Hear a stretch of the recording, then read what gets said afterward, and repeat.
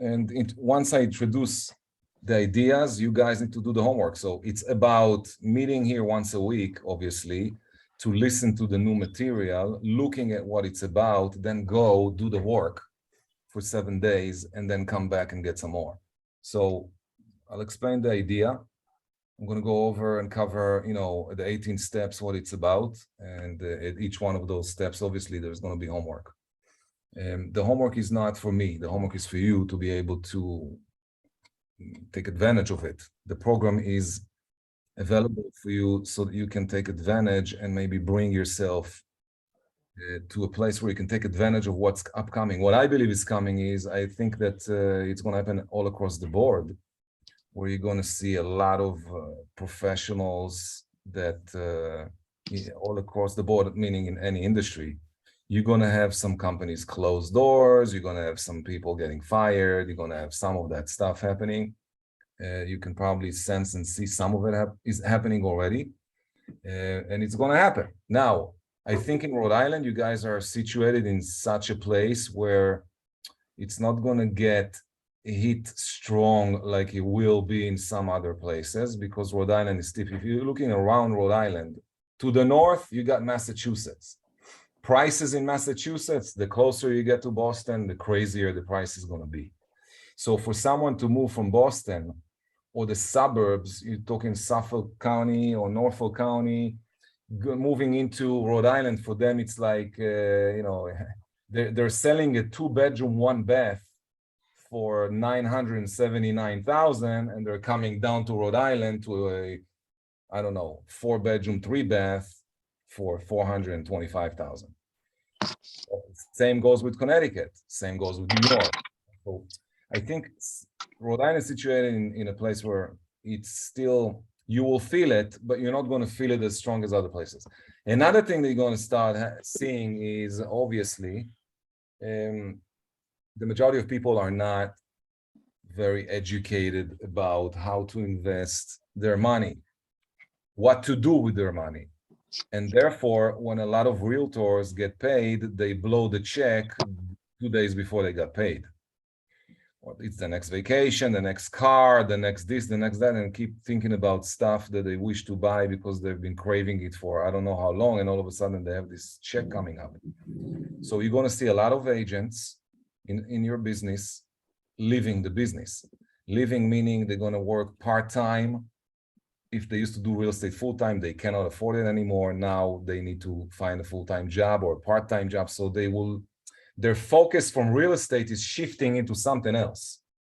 And it's in 2008, what happened is, I think in my market, more than half of the agents gave up their license and got a job and just forgot about real estate.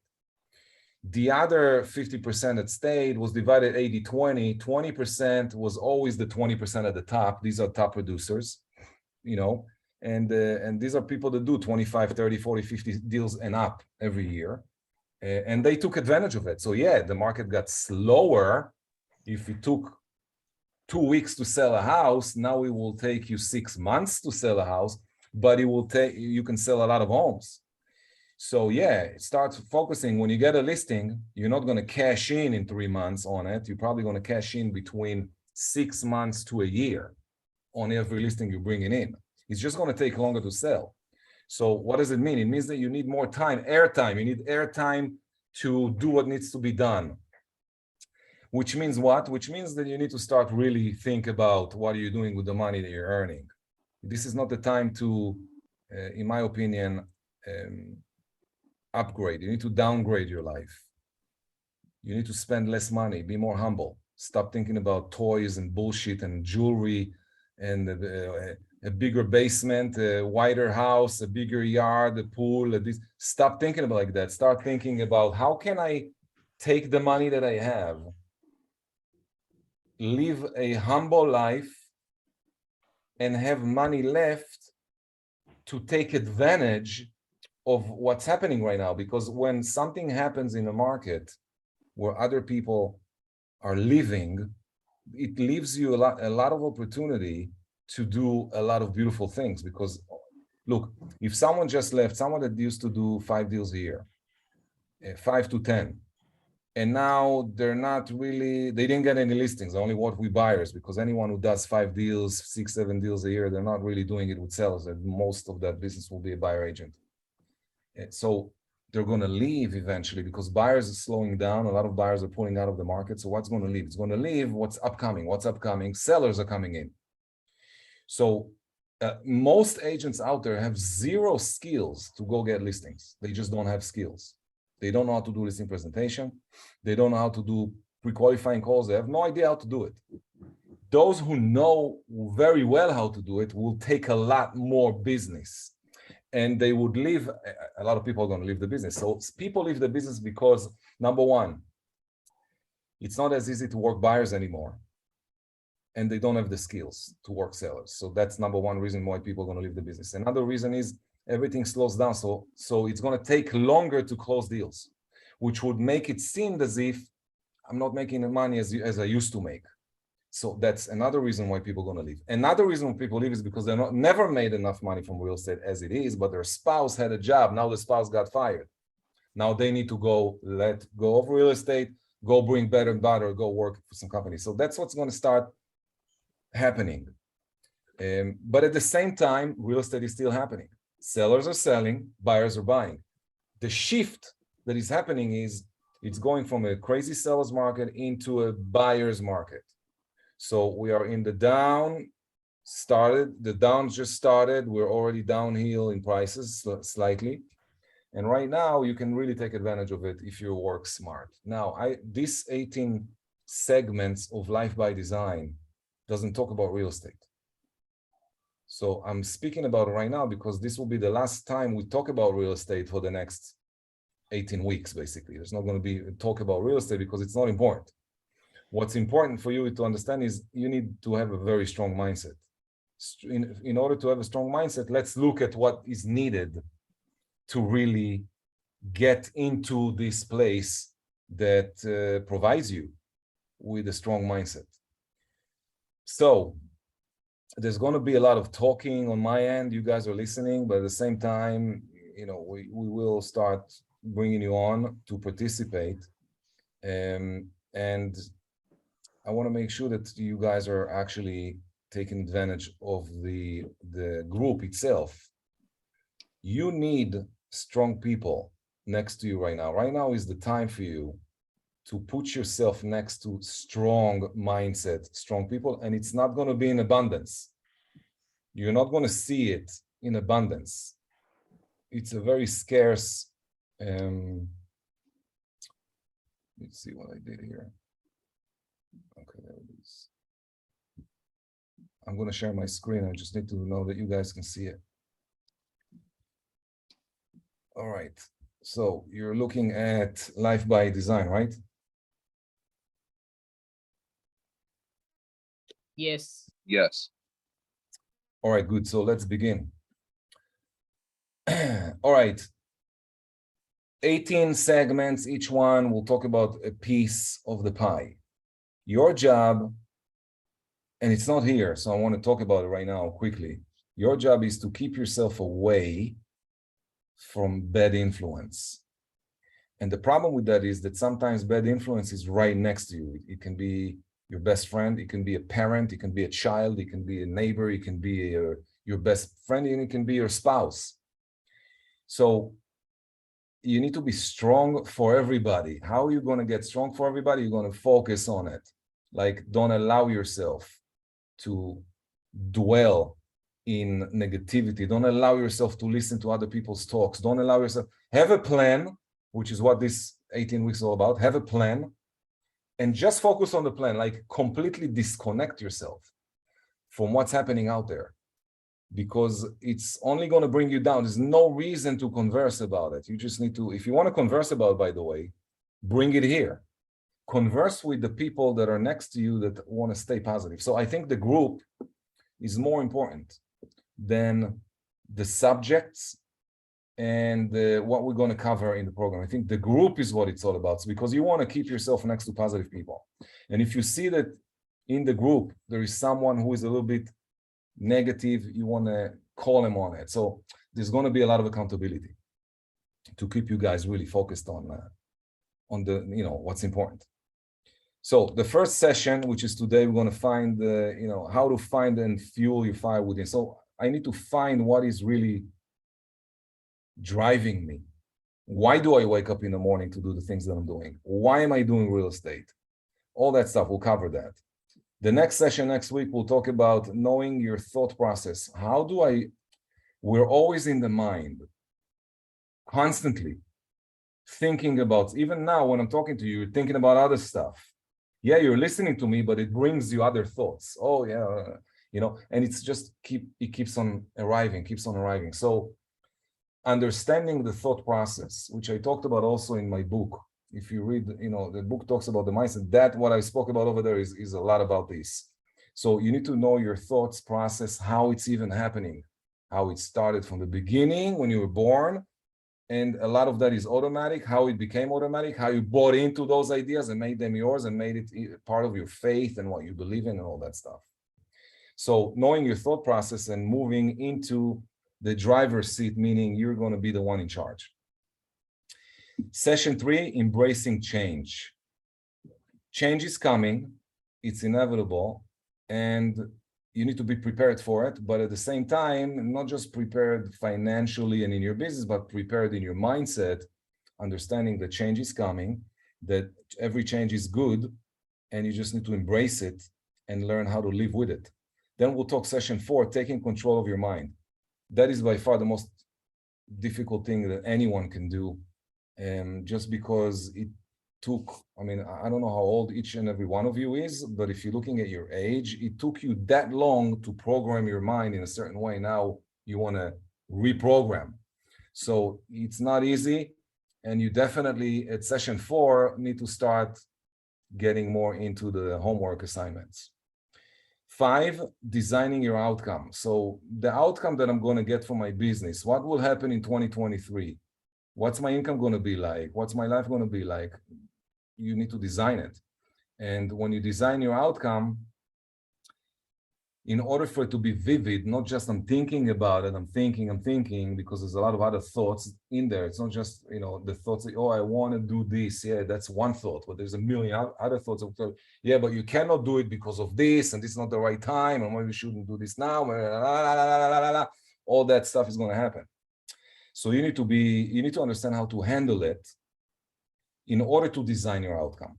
Each one of those steps is connected to the next step. And then session 6 talks about dreaming on a board. So that's when you prepare your dream board, because you need it vivid. You need to be able not just to think it, you need to speak it, and you need to see it in your eyes. You need to see it in order to be able to visualize what it looks like. So we'll create a dream board. And then we're going to go into the power of active visualization. We're going to talk about, I'll give you some different ways of meditating and visualizing in order to make something more vivid, less theoretical, and more like something you can hold in your hands. All right, the next one is Bring It On, which we're going to talk about exactly what that means at session 8. Session 9, action planning. So we're going to do, basically write down your action plan for next year. We're talking session 9 in 9 weeks, or it's going to probably be around November. Probably the end of October, the beginning of November. So that's the time to write your plan for 2023. And then learning to take action and failing forward, knowing you're going to fail ahead of time, how to embrace that idea to make you more successful and take more action. Session 11, take responsibility for everything that's happening in your life. Stop blaming what's happening outside. Stop blaming other people. Stop blaming the economy. Stop blaming the president. Stop blaming the mayor. And you need to understand how to take responsibility. And then when you do that, connecting that to everything else will bring you to step 12, which is teaching yourself to believe that you can succeed. Because if you don't believe in it, forget about it. So that's where mindset comes in. Throughout this process, the homework assignments will help you build belief in yourself and in this process.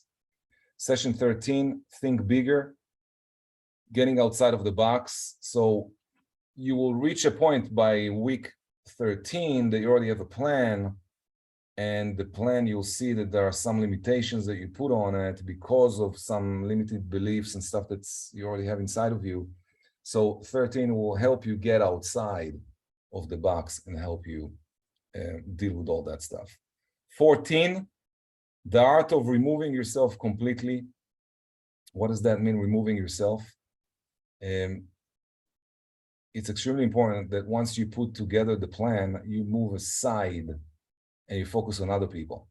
So you stop focusing on yourself and you begin focusing on other people, which is really why you want to do what you want to do. It's at the end of the day, what we're trying to achieve right now is not just for us. So, and you need to find that. It takes time.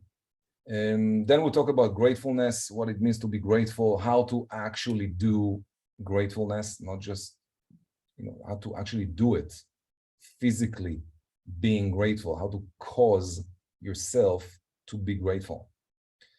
16, bring God, the creator, into your life.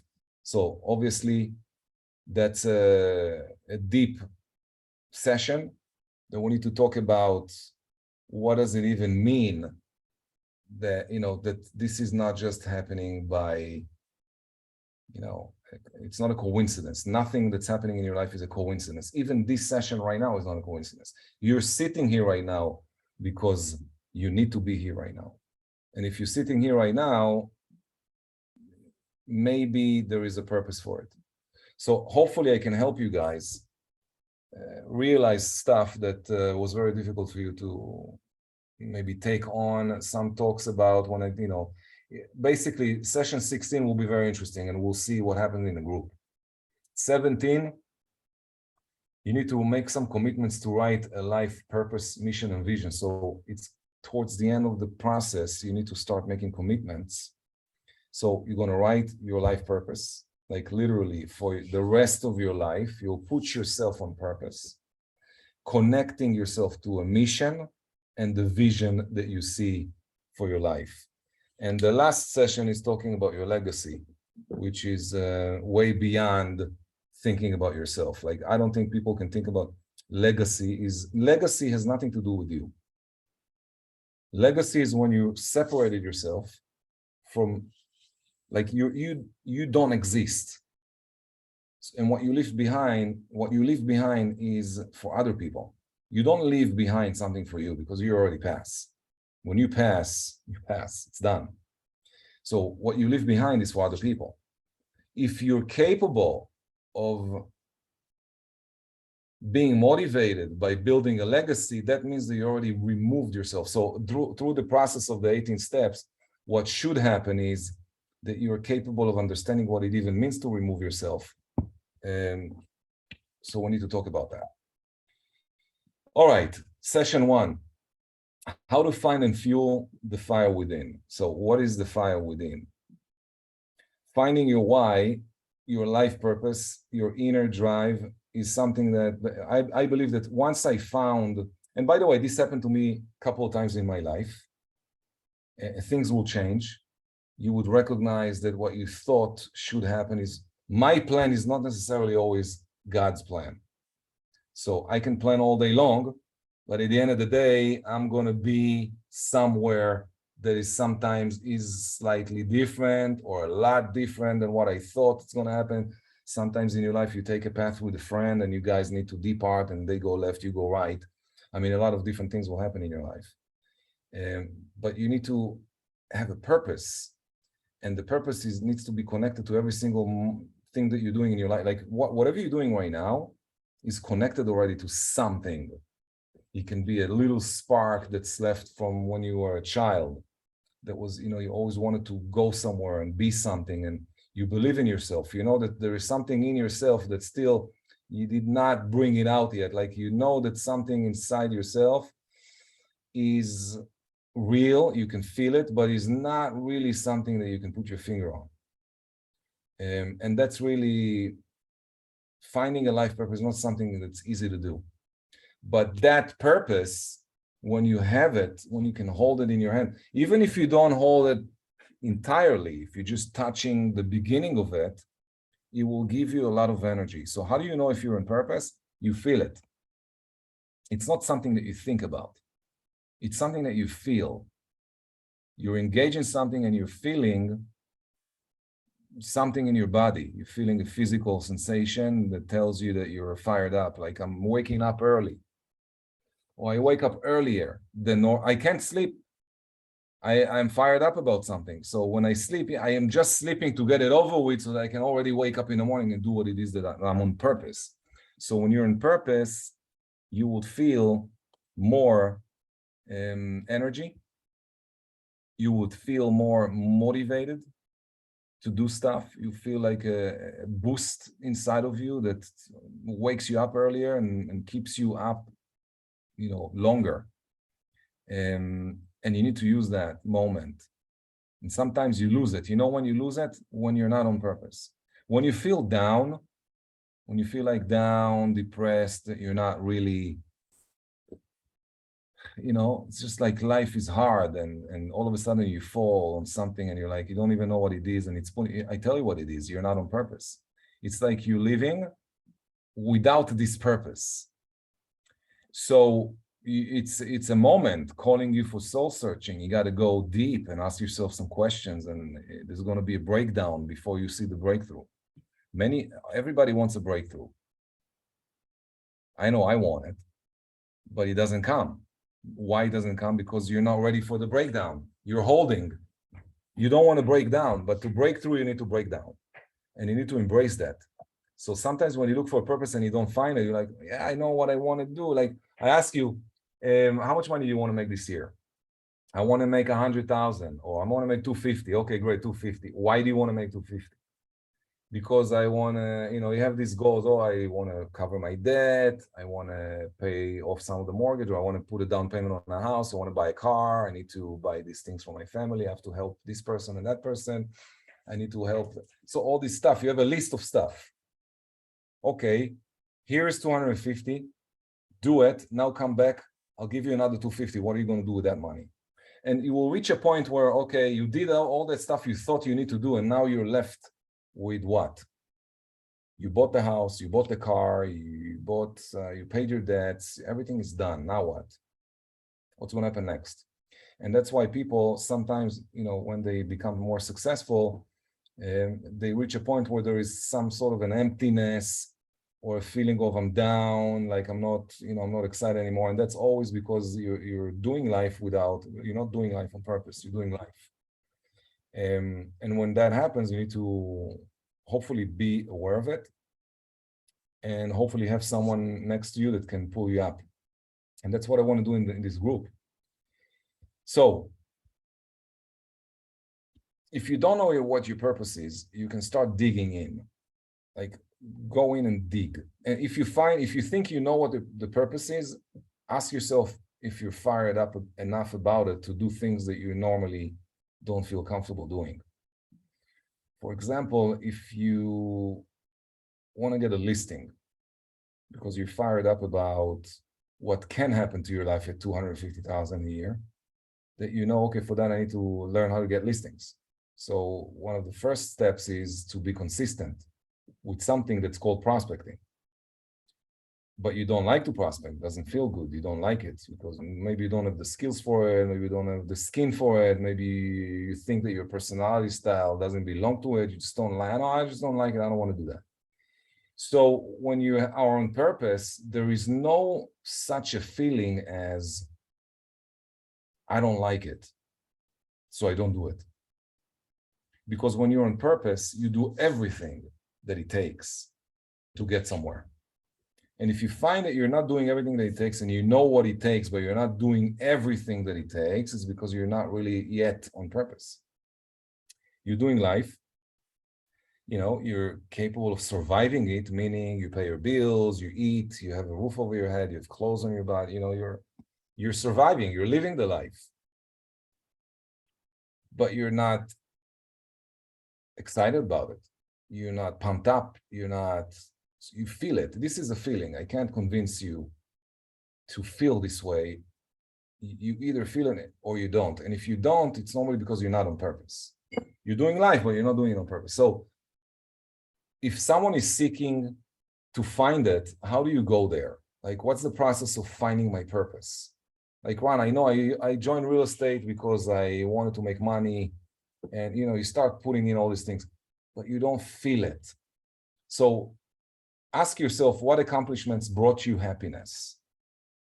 And just share. Like, doesn't have to be a big accomplishment. Doesn't have to be like, oh, I did this something that no one else can do and only I can do. No, that's not what we're talking about. We're talking about any accomplishment that you feel that is an accomplishment. You don't need someone else to tell you that you accomplished something that is worthwhile. It's just you.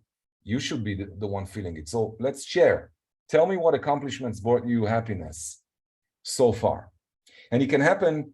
You can talk about, what happened, what brought you happiness so far as a realtor.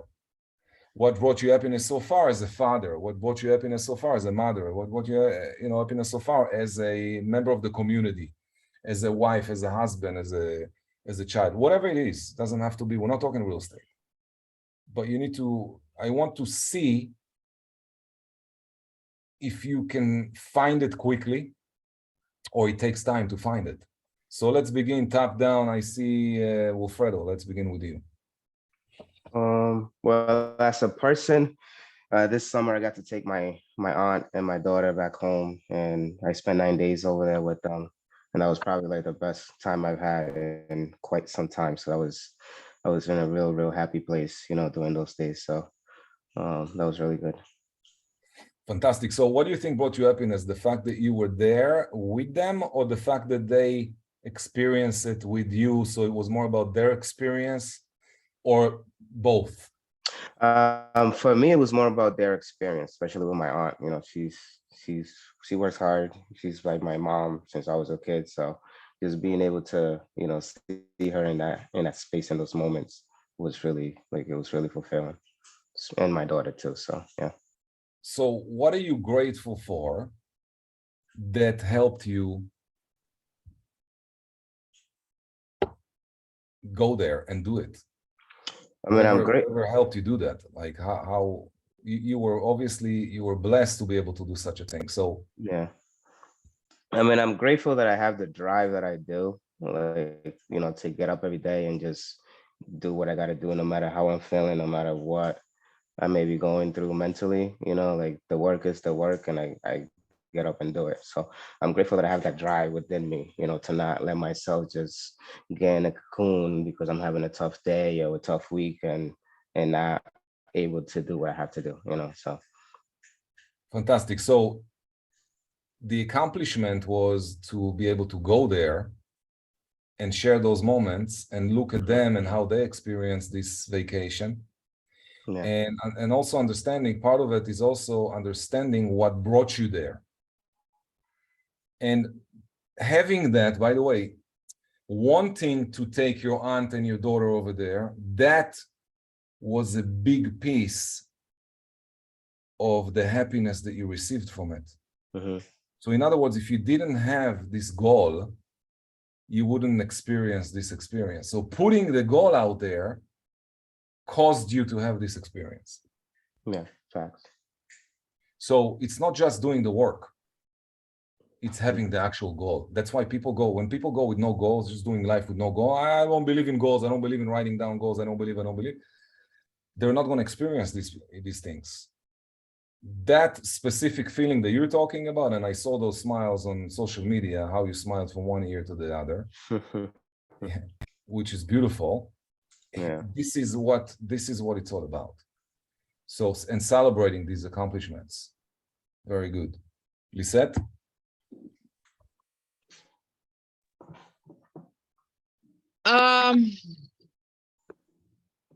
Well, right now for me, it's I have a couple of things that I have accomplished. One of them is that is creating happiness so far is organizing my business, strengthening the foundation of it, and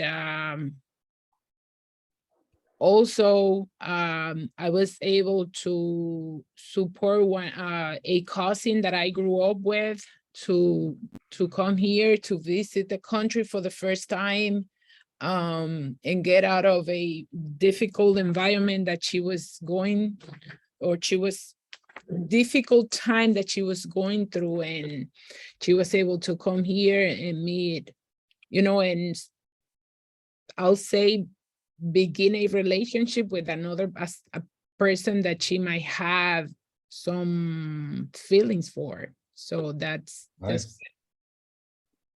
Very good. Well, this was something that you thought about before. It just came up like all of a sudden. Did you think about, I want to bring her here, or do you just like one day, okay, let me bring her here? God put that in my heart. I've been supporting her. She went to school, and she is a professional. Well, she went to college there, and it took her forever to finish her degree, and I was able to support her so she can, support her financially so she was able to present her thesis. I don't know how to pronounce it. So she was able to do that, and I offer her like go to request a visa, and she did it, and I always had the intention of bringing her here, and being able to pay for the ticket. It's just it's not the fact. I don't want to mention the fact that I pay for the ticket, but the fact that I was able to do it is what's important for me, Absolutely. The fact that I have the funds to do it, the fact that I was able to support her, not thinking about oh, I want to do it, but I don't have the means to do it. What's important. The true giving, I think I understand what you want to say. I want to help you say it. So the true giving is when the money that you make it becomes a piece of you. It's yours. So it's becoming a piece of you. And you're taking a piece off and you're giving this piece to someone else for their joy, for their enjoyment, so it's a selfless act.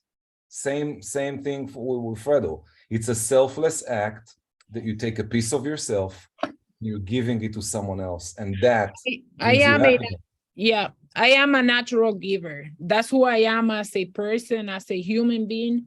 And sometimes I wish I wouldn't be such a giver, because I don't have any attachment to money.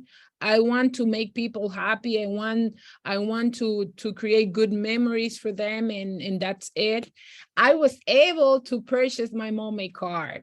I was able to purchase her a car here. She doesn't use it. She barely use it, but it's there. She has it there. She has the freedom to go wherever she wants to go, and be able to say, this is my car, and it's registered under her name. I was tempted to register, well, because of I went to the DMV to do the paperwork. I was tempted to register because she was not there with me, and I said no, I want that to be under her name. So I came back to the house and I brought her with me so she can have it like under her name. And for me to be able to do that, it brings joy, but it also it fires me up so I can create more of that for my loved ones. And that's what you are talking about right now, is what these 18 weeks are all about. That is giving a piece of yourself, and that's part of a legacy.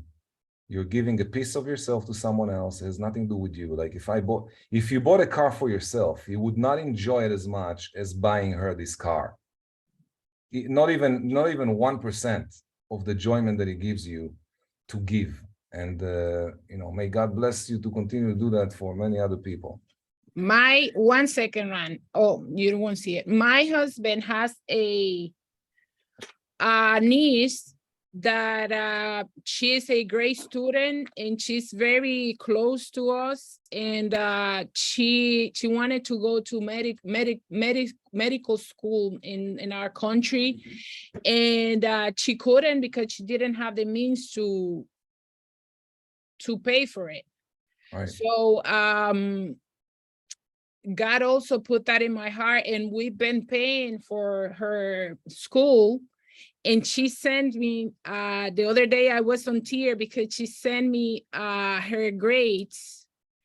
And she said she has, she took 6 classes, and she had 4 A's and 2 B's.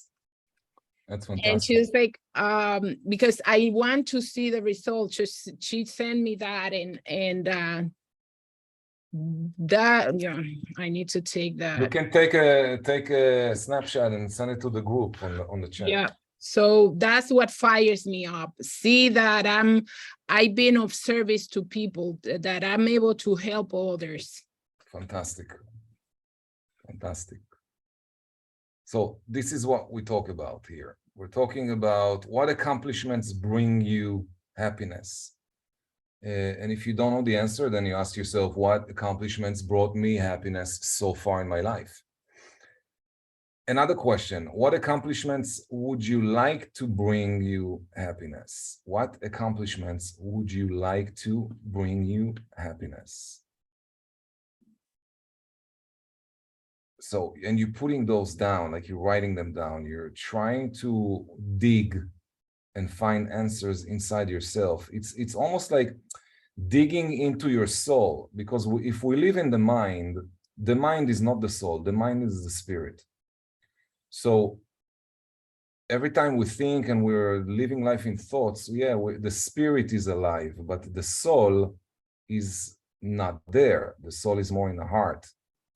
So if you want to understand what's happening, you got to ask more questions. It's deeper than the mind. The mind can give you quick answers, but if the answers are not quick, not coming out quick, it's because they don't belong in the spirit, they belong in your soul. You got to dig in, and that's what it means. Go in, dig in, try to find it.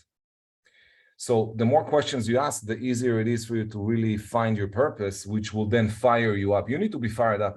Guys, we should be fired up 24/7. Why aren't we? You know, you got to be so excited about just being alive. Like, being alive needs to make you excited. Why? Because there's so many things I want to do here before I go. I want to do this and I want to do that and I want to da da da da da da da da da. Now you're talking, you're getting fired up. So the fired up is the feeling that you should have every day when you go out there. And this is a question that is sometimes interesting to ask, because it's such a big number for the majority of people to even think about this number, that it's like almost like, yeah, it becomes a game. It's not real. But I like to do it as a game. And I remember being a child in my neighborhood. I lived in an apartment building. My parents are not rich by any means, but always provided what was needed, which was clothes, food, roof over the head, and good education. That's all we needed. So, but I used to hang out a lot with my buddies downstairs. I was like a street guy. I loved it because I loved my friends. For me, my friends were my family. And I remember sitting down, being maybe, I don't know, young teenager, probably 13, 14, 15 years old. And we used to sit down and just talk about this idea, like, what would you do if you won the lottery? What would you do? Like, what would you do with the money? And then this guy will talk and say everything that he wants to do. And then I'll talk, and then this, and we'll just do round table. And everybody will speak about what they're going to do different and how it's going to change their lives. And it's interesting to do that. First of all, it's interesting to do this with teenage kids, because you're going to see them light up like freaking unbelievable. When you do it with an adult, sometimes, they are, I think that as you go through life, the more you recognize that it's not la la land, it's not like fantasy land, I want it and I get it. You got to put in the hard work. and maybe you got burned a couple of times, maybe a few extra times even on top of that. There's a lot of people that try to do stuff and they just have a hard life. So doing this exercise will break that. Just if it's hard for you to imagine yourself winning the lottery or winning an inheritance, or all of a sudden you're getting a phone call, hi, my name is John Smith, I'm an attorney in Arkansas, and I have your name here on the will because one day you helped this woman cross the street and she put your name on her will, and right now I'm sending you a check of $100 million. What you going to do with the money? So you want to sit down, think about that. You could win, by the way. You could play the lottery, and this is realistic. Like you can literally go right now to the store and play the lottery, and maybe next week we don't hear from you anymore because you won the lottery. So think about it. What's going to happen if you do that? How that's going to change your life? It just brings you out of the day-to-day thoughts about surviving, and because we always, if you're planning right now, I tell you, what's your goal for the year? I want to make 65,000. Okay, how much you made last year? I made 30,000. Okay, 65,000 is double than what you made last year. So it's something that you can digest. It's something that is easy for you to think about. But if you made 30,000 last year, and I'm going to tell you make 250 this year, you're losing this reality. And it makes it almost like not worth it for you to even think about it. Or you're scared to go after it, whatever the feeling is. So when you do this kind of exercise, and you're not doing it just once, but you're doing it like continuously, what would happen if money was not an issue? How would my life look like right now if money was not an issue? And that's really what this question is about. In other words, not like, okay, if you won $100 million in the big game lottery tomorrow, will anything change in your life? Just think about it. If money was not an issue, how would you live your life? Would you live your life the same way you're living right now? And if you say yes, you're a liar. Think about it. You would live your life in a slightly different way. If I put $10 million in your bank account right now, would you do something different with your life? Would you change location? Would you buy? Something in your life is going to change, correct? So what's going to change? And that's what this question should do. This question is not about the money. It's not about the money. This question is about allowing you to go deep to see what's really important in your life. So if you had 100 million, $10 million sitting in your bank account, if you go to the bank right now and you went to the bank, you went to the cashier and you say, I want to withdraw $300. And you're looking at the receipt and you see that instead of having 5,700 left, you have 5,999,700. What are you doing with that? So, and think about it and just do it as an exercise. You don't really need to, go crazy, but you need to understand that there is some stuff that you would do different in your life if money was not an issue. Now, reading what you just wrote, okay, this is assuming you just did it. So your homework is basically to do that. And then reading what you just wrote, how does it make you feel? So this is time, it's inviting you to spend some time in the mind and then go deeper. Like go in the mind and then go deeper. And try to find some things, some feelings maybe, and try to recognize what it does when you just visualize, just like daydreaming, call it. So if you daydream, what would happen if money was not an issue? If you had 10 million, first of all, you don't need to go right now and prospect. So if you ask me if my day looks like I need to grind it 8 hours a day, grinding every day, 5 days a week, grinding 8 hours a day, grinding, go on the phone, making phone calls, meeting people, negotiating, talking, a deal fall through, and renegotiate the deal fall through again. I lost the listing. Now I need to go out there, get another listing, and all that stuff. That's a grind. All of a sudden, I give you 10 mil. Would you take a break for a second and rethink options and what needs to be done? The answer is yes. Okay, so now you want to write down what is it specifically that will be different in your life? And it takes time to think about it. This is not a 2-minute, exercise. Spend some time, 30 minutes, 1 hour, maybe more. Spend some time, go somewhere, sit. I don't know, you might want to go. I like to do these things in nature. I can take my camera as an example and go in nature and just spend a couple of hours just imagining myself in that environment where money is not an issue, how my life will be different. And when you do that, you get this feeling, and that's the feeling that I'm talking about. I want to see if you're capable of feeling it. All right.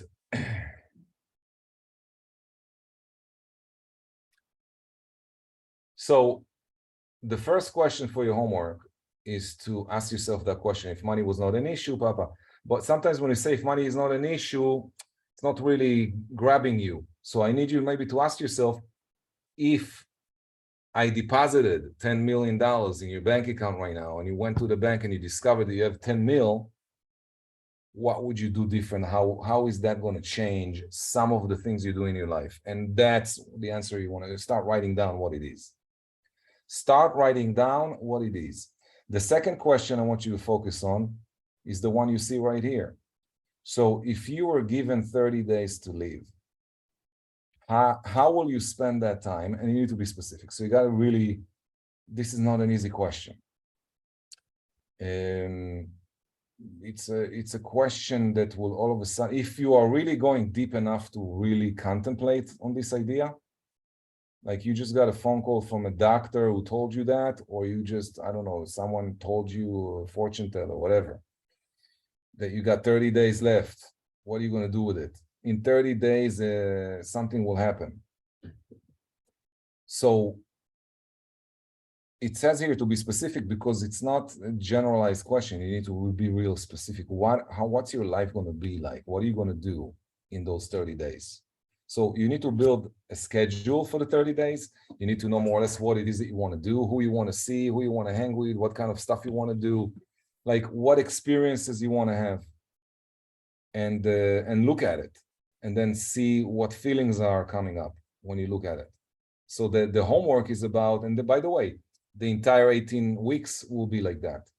It's about asking questions, looking at the answers that rise up, and then the feelings, what feelings arise, like how do I feel when I read about that, when I can imagine, put myself there, what feelings are coming in. So the first question was, if you won $100 million in the big game or in the lottery tomorrow, will anything change in your life? And if so, then what? What's going to change? The second question I want you to focus is this one. If you were given 30 days to live, how will you spend the time? And then you want to be specific.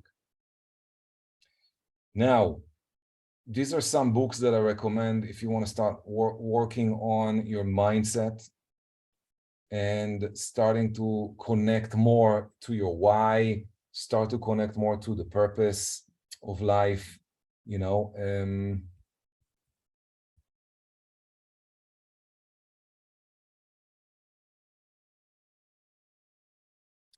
Joyce Ma wrote, if I'm only gonna have 30 days to live, I'm still gonna need that 10 million. Okay, good. So, but you don't have it. You just got a phone call today that you got 30 days. So these two questions, by the way, need to be done separately. You don't have the 10 million, unfortunately, or 100 million. You just have what you have. How are you gonna live in the next 30 days? Because it will show you what's important. It will show you what's important right now. The other one will show you what's important in case money was not an issue. And this will show you what's important right now. And then you'll see the difference between the two, and it will make an interesting exercise. So the books I'm recommending are the 4 books you see here in front of you. Any one of those will be great. All of them will be great. Obviously you want to digest books when you read them. I don't believe in reading 1 million books in a week. I think you should take one book and dwell in it, spend time with it. I read all of these books, so I would recommend each and every one of them. I love Dale Carnegie, How to Stop Worrying and Start Living. That's a great book. It's not about you. That's another one that's related to what we're doing in these 18 weeks. Change or Die is also a very good book, and Start with Why. Start with Why will help you in the next couple of, like in the next 2 months of sessions that we're going to have, about 8 sessions. That book would really help you with doing the homework. So you might want to, jump and do that. All right, let's open up the mic. If you guys have questions and you understand the homework, if you think you'll be able to participate in the homework, if you think you're not going to be able to participate, tell me why not.